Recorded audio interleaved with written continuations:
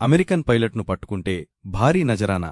Iran ప్రజలకు స్థానిక ప్రభుత్వం ఆఫర్. అమెరికాకు చెందిన F-15 యుద్ధ విమానాన్ని ఇరాన్ తమ గగనతలంలో కూల్చిన సంగతి తెలిసిందే.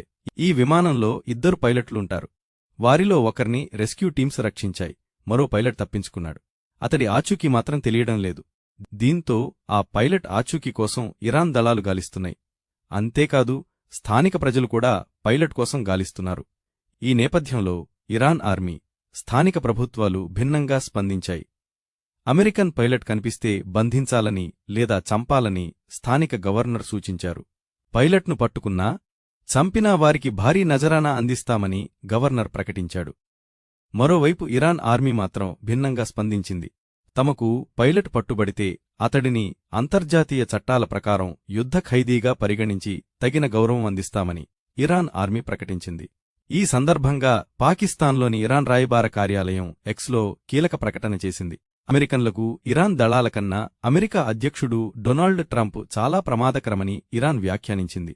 ఇరాన్ కస్టడీలో ఉండటం కన్నా డొనాల్డ్ ట్రంప్తో ఉండటమే మీ పిల్లలకు చాలా ప్రమాదకరం. అందుకే ఆ పైలట్ అమెరికా రెస్క్యూ టీమ్స్కు పట్టుబట్టం కన్నా ఇరాన్కు దొరకాలని కోరుకోండి. ముస్లింలుగా, నాగరికత తెలిసిన ఇరానియన్లుగా బందీలను ఎలా గౌరవంగా, మర్యాదగా చూసుకోవాలో మాకు తెలుసు అని ఇరాన్ ప్రకటించింది. అలాగే దక్షిణాఫ్రికాలోని ఇరాన్ ఎంబసీ కూడా దీనిపై ప్రకటన చేసింది. యుద్ధ ఖైదీలను తాము అమెరికా మిత్రదేశాలైన జియోనిస్టుల్లాగా చూడబోమని చెప్పింది.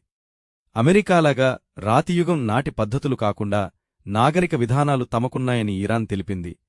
అమెరికాకు చెందిన 2 యుద్ధ విమానాల్ని ఇరాన్ శుక్రవారం కూల్చిన సంగతి తెలిసిందే.